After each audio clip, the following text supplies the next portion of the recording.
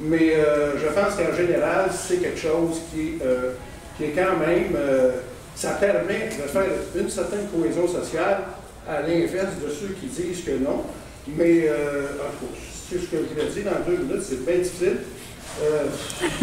Et je pense qu'une des dernières choses que je veux dire, c'est l'un des amalgames qu'on fait, c'est entre le fait qu'il y aurait une charte, qui, M. Rousseau a quand même parlé des exemples de la région, c'est une des raisons pourquoi c'était nécessaire d'en avoir une. Bon, il y aurait une charte, mais cette charte-là ferait en sorte que, quasiment des fois, personne ne pourrait pratiquer sa religion. On a entendu des choses assez charriées, là, de sorte qu'il faudrait quand même préciser que la vie privée, la vie personnelle, c'est quelque chose, les croyants, les croyances, tout ça, il n'y a rien d'interdit là-dedans. En tout cas, c'est juste ça que je voulais dire. Et je voulais faire l'article de Clément, qui était très bien. Je trouve qu'en tout cas, au niveau des fonctionnaires, il faudrait définir qui est en autorité. Ça serait pas mal important. C'est vrai qu'il y a beaucoup de détails là-dedans. OK, merci.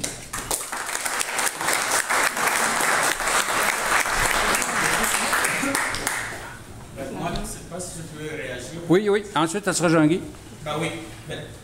Merci beaucoup, monsieur, parce que je crois que vous avez touché à la question. On va sortir d'ici.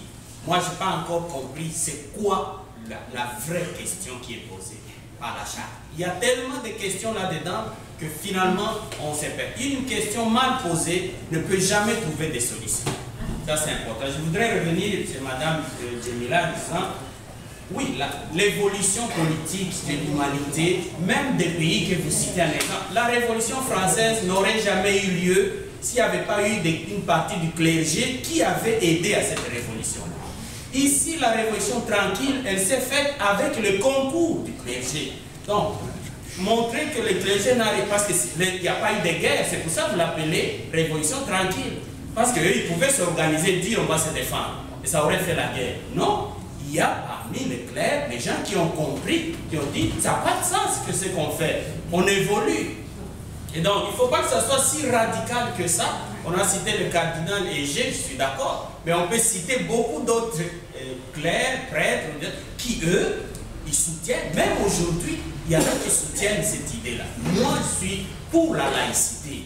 Mais laïcité, je le répète, ça veut dire accepter les différences. Lorsque nous avons un courant athée qui dit que la religion n'a pas de sens, l'État a le devoir de nous protéger, nous qui croyons que la spiritualité a un sens pour nous. Autrement, ils vont nous avaler. Alors, si l'État va de ce côté-là et dit, oui, ils ont dit ça, c'est fini. Non, mais non. Nous parlons de rationalité. Mais parce que moi, j'ai posé la question. J'ai posé la question ici. Pourquoi l'État protégerait les gens dans le bureau seulement? Pourquoi ne les protégerait pas dans les grandes surfaces? Monsieur, les athées ne sont jamais contre ceux qui croient, voyons donc. Bon, pour intervenir, il faut se présenter au micro. Moi, je dis ce que je pense. Moi, j'ai des inquiétudes. Il y en a qui ont des inquiétudes que la religion soit partout. Moi, j'ai des inquiétudes que la religion ne soit plus nulle part. Bon, alors c'est... Ben là, ça va être tout le monde. Jean-Guy et toute la table, sauf Pierre Simon-Pierre. La façon de poser ce collègue-là, comme faisait Mme Géraldine, entre une question entre la gauche et la droite, prenant pour acquis que la gauche est généreuse, la gauche avait le bien du monde, alors qu'au fond, dans les paroisses, la droite religieuse, l'entraide, la solidarité, l'aide aux pauvres, la création d'un système de santé, système d'éducation, qui a fait ça, les communautés religieuses, ça le bénévolat, au fond, des organismes que vous qualifiez de droite. Et si on veut parler de gauche et de liberté, bien regardons le régime communiste, au fond, quelle liberté laisse-t-il au peuple bouddhiste, aux Ouïghours, le régime communiste de Staline, quelle liberté religieuse y avait-il là-dedans, jusqu'à ce que, bon, alors, le fascisme, bien sûr, le régime de droite, aussi condamnable. Alors, j'aime pas cette idée où on place la vertu à gauche, et puis, à droite, eh bien, toutes les plaies de l'humanité. C'est pas ça, la réalité du monde. OK. Il y en a d'autres qui avaient levé la main. On finira au bout de la table. Oui. Je pense qu'on est en train de tomber dans un débat qui est beaucoup plus politique, gauche-droite, actuellement, que par rapport à la Charte des droits puis des valeurs québécoises. J'aimerais soulever ce que Simon Pierre disait tout à l'heure. Effectivement, que la laïcité ne parle pas d'athéisme non plus. Puis que les gens qui ont des croyances religieuses devraient être respectés là-dedans. Monsieur a réagi très fortement en disant que les athées n'attaquaient pas les gens qui avaient des religions. Si vous allez faire un petit tour sur l'Internet, vous allez voir qu'il y a énormément d'attaques qui se font aussi de ce sens-là. Les extrémistes, il y en a, à mon sens, dans tous les domaines. Et puis, si la charte a quelque chose à réglementer, à mon sens, c'est ça. C'est de dire que les extrêmes, on n'en veut pas, que ce soit de n'importe quel côté. On prendra à la limite l'expression de la SAC, la modération, bien meilleur goût. Je pense que ça s'applique dans. Comme il y a beaucoup de monde là-bas, il faudrait donner plutôt la parole. Oui. Pas trop longtemps en haut. Ce sera Mme Couilly, la dernière, parce qu'il y a beaucoup d'intervenants. Excusez, Mme Vedabib. Vous aurez l'occasion de revenir. C'est Mme Couilly qui avait levé la main? Oui. À vous, madame. J'ai entendu beaucoup de mots qui reviennent toujours gauche, droite, paroisse, politique, État, etc. Ce qui me mène à me poser la question, vraiment, excusez-moi si je suis redondante, de quoi est-ce qu'on parle vraiment? A-t-on peur d'afficher les signes religieux partout? Ou est-ce qu'on a peur de l'émergence de telle ou telle religion, qu'elle prenne le pouvoir? C'est ça la vraie question. Parce que si on a peur vraiment juste d'influencer les gens par tel ou tel signe religieux, ça c'est une chose. Mais si on a peur que vraiment que ce soit les musulmans qui reprennent le pouvoir, parce que comme ils se marient, ils ont beaucoup d'enfants, ou que ce soit les chrétiens ou les juifs qui prennent le pouvoir, ça c'est vraiment un autre débat. C'est pour ça que même si je vire vers le côté contre la charte, je me dis que la charte, qu'elle vienne en ce moment-ci, c'est vraiment une très bonne chose, parce qu'elle va nous mener à poser les bonnes questions. Il est clair qu'il y a un changement qui devrait se faire, mais un changement ne doit pas se faire juste en répondant dichotomiquement à une question qui touche vraiment à plusieurs niveaux. OK. On va passer à une autre question. Vous nommez, s'il vous plaît. Steve Lapointe, ingénieur. Premièrement, si on se réfère au mot charte, ça veut dire papier, carta en latin. C'est un ensemble de règles et de règlements constitutifs d'un État ou d'une constitution politique. Présentement, ce n'est pas une charte. Il n'y a aucune règle claire, il n'y a aucune loi là-dedans qui définit ou qui met des balises. Donc, ce dont on parle, l'objet du contrat n'est pas là. Deuxième chose, on ne semble pas se rendre compte qu'en voulant enlever la liberté des autres, en ayant peur des étrangers, parce que c'est vraiment ça, c'est de la xénophobie qu'on fait présentement. Ben, votre réaction me semble tout indiquer mon point. Pendant qu'on est xénophobe, on a peur des étrangers et de leur religion, je rappelle que la religion musulmane a préservé les textes de Platon et d'Aristote pendant que nous autres on les brûlait. Ça a été les plus grands docteurs, c'est une culture extrêmement riche. Je pense qu'on est en train de perdre une richesse, puis on est en train de s'appauvrir comme culture. Mon point, c'est qu'on est en train de perdre la liberté petit peu à petit peu par cette peur-là. Monsieur Rousseau, vous avez parlé tantôt des valeurs québécoises. C'est drôle, moi je suis typiquement là, ce qu'on peut appeler le plus québécois. Mais j'essaie de penser à une valeur québécoise, puis à moins que je ressorte le terroir de 1950, là, de l'Église, puis tout ça, j'en trouve pas qui se conviennent absolument à tout le monde. La seule valeur qui est universelle, c'est la liberté individuelle, puis c'est la seule chose à laquelle j'attends que l'État me préserve. J'ai pas le droit de dire à quelqu'un qui, quand ça ne nuit pas au devoir, d'enlever son symbole. Donc, si vous êtes meilleur que... si vous êtes mieux éclairé, j'aimerais que vous me disiez c'est quoi les valeurs québécoises qu'on tend à chercher à défendre, parce que l'égalité hommes et femmes est déjà dans la charte des droits de l'homme, ainsi que la non-discrimination envers tout le monde. Donc ces choses-là sont déjà là, c'est du calcul et du capital politique que Mme Roy est en train d'utiliser pour diviser. Je vais juste terminer par une question à Mme Benabib. Je ne comprends pas que Un individu, par définition, c'est quelque chose qui ne peut pas être divisé. On ne peut pas enlever la personne de sa religion. On ne peut pas l'enlever de son intérieur. Par exemple, est-ce que j'ai un amish, est-ce que je vais le couper à barbe? On veut dire de le laisser à la maison, tu sais, ça ne fait pas de sens.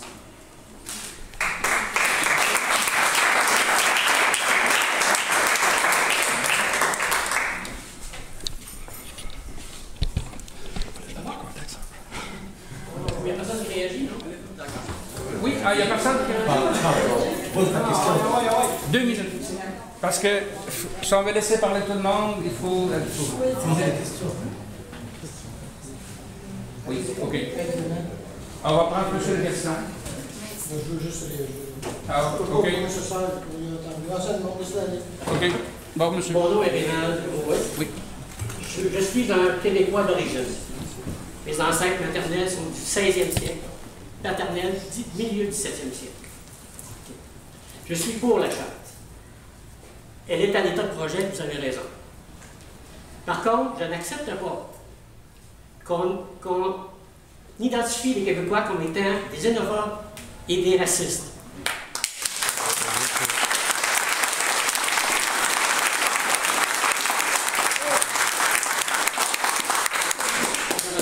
Il y a plusieurs générations à la table, je remarque, vos propos durant vos présentations vont faire remarquer qu'il y a une profonde méconnaissance de l'histoire du Québec et du Canada, qui sont deux histoires bien distinctes, en parallèle. Vous auriez intérêt à revoir l'histoire. Qu'est-ce qui nous amène aujourd'hui à se poser la question sur la pertinence de l'établissement d'une charte? La pertinence de l'établissement d'une charte, à mon avis, provient, oui, d'une vague d'immigration toute récente. Cette vague d'immigration, d'où qu'elle vient? De l'Asie, du Moyen-Orient, de l'Afrique. Elle remet en cause la paix sociale que nous avons établie au Québec depuis plusieurs générations, surtout par après la Révolution tranquille. Il y a un amalgame de pas cette intention face aux Canadiens français. Nous sommes dans une dynamique politique. Nous sommes présentement mondialement dans une dynamique de guerre de religions multiples. Il faut conclure, monsieur, parce qu'on va laisser parler les autres. Justement, au Québec, le consensus qui est remis en cause et que je remets en question est à savoir les demandes d'accommodement raisonnable remettent en cause la paix sociale établie depuis de longues dates. Je me pose la question sur la bonne foi des immigrants qui arrivent chez nous, à savoir, est-ce qu'ils sont sincères lorsqu'ils arrivent chez nous dans la volonté de s'intégrer au Québec? Le Québec, ce n'est pas l'Ontario, ce n'est pas le restant du Canada. Le Québec est une entité propre, distincte des Anglo-Saxons. Merci.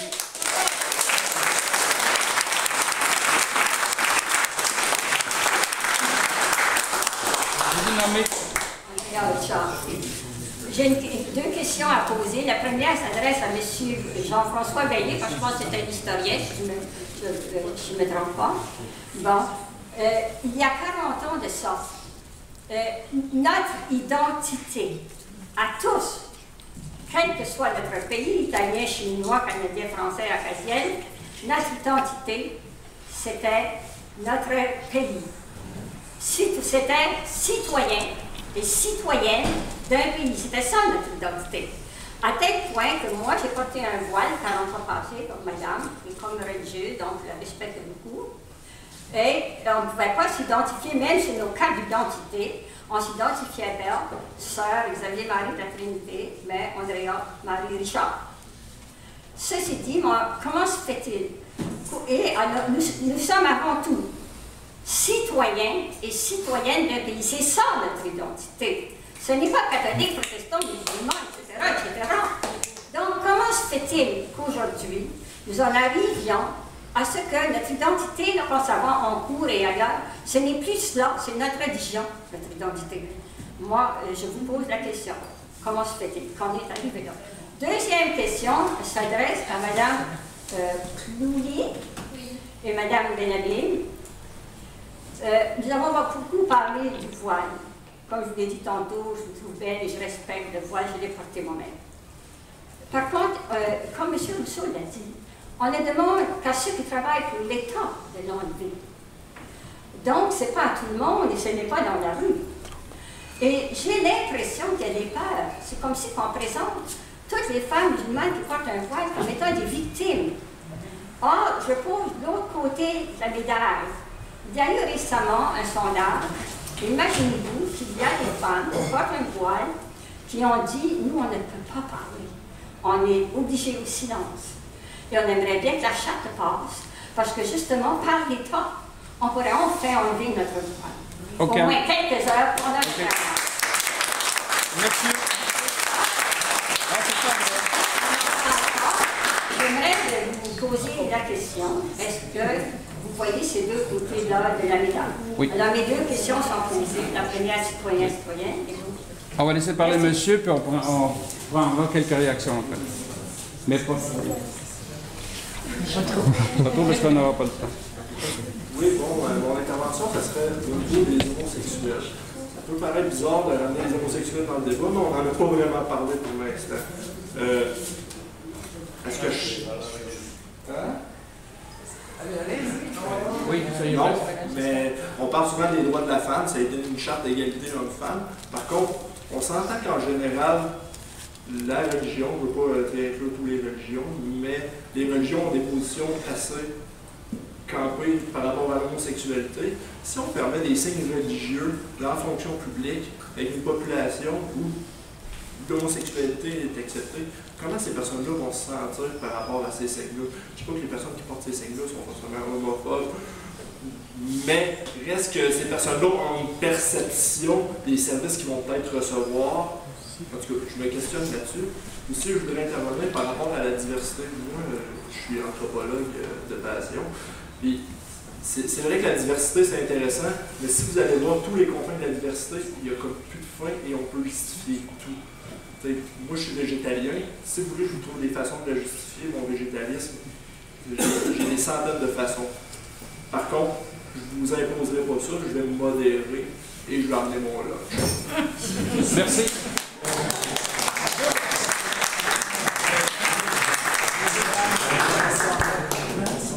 Ah, oui, ok, j'avais une question. Pour les deux dames. C'est vrai que dans les années 60-70, la définition d'identité québécoise s'est redéfinie. Elle s'est redéfinie de Canadien-Français à Québécois. Donc c'est surtout l'aspect territorial qui est venu prendre en charge le concept identitaire au Québec depuis les années 70. Ça s'est confirmé à travers la loi qui a fait du français la langue officielle en 74, je crois, et un peu plus tard là, avec la loi 101 de René Lévesque. Ça revient un peu à ce que je disais tantôt, de remplacer le crucifix par une fleur de lys, vraiment d'essayer de recentrer la citoyenneté sur vraiment l'intégration des immigrants, parce que l'intégration, elle ne se fait pas nécessairement en leur laissant le droit la liberté de croyance, mais c'est bien en leur permettant de participer à nos débats, de lire nos journaux, de pouvoir comprendre nos débats à la télévision entre les politiciens, et ça se fait en français. Et si je peux mieux expliquer ma pensée par deux courtes citations. La première de Jean-Paul Desbiens, qui a fait Les Insolences du Frère Untel, il disait « Le langage, c'est le lieu de toutes les significations. » Et Jean-Claude Germain qui rajoute « Avant d'habiter un pays, on habite une langue. » Merci à François. Madame Langlois. De réagir à monsieur qui parlait de l'homosexualité, je pense que c'est pas nécessairement parce que quelqu'un a des croyances religieuses qu'il est nécessairement homophobe. Personnellement, j'ai un ami qui est vraiment croyant dans mon entourage et il est homosexuel. Fait que je dirais que c'est assez... Oui, c'est vrai. Donc, je pense que c'est vraiment plus une question d'être mal à l'aise avec le symbole religieux que vraiment lié à cibler une population. Merci, Mme Couy. Mme Couy, puis ensuite on reprend la salle. Je vais répondre à l'intervention concernant le voile, et puis je vous avoue que j'avais vraiment hâte qu'on pose cette question-là. Concernant le revers de la médaille, et là, si je dis dynamite, on l'utilise pour les mines, mais on l'utilise aussi pour faire du mal, pour tuer des gens. Si je dis génétique, épigénétique, On peut l'utiliser pour soigner des maladies et on peut l'utiliser aussi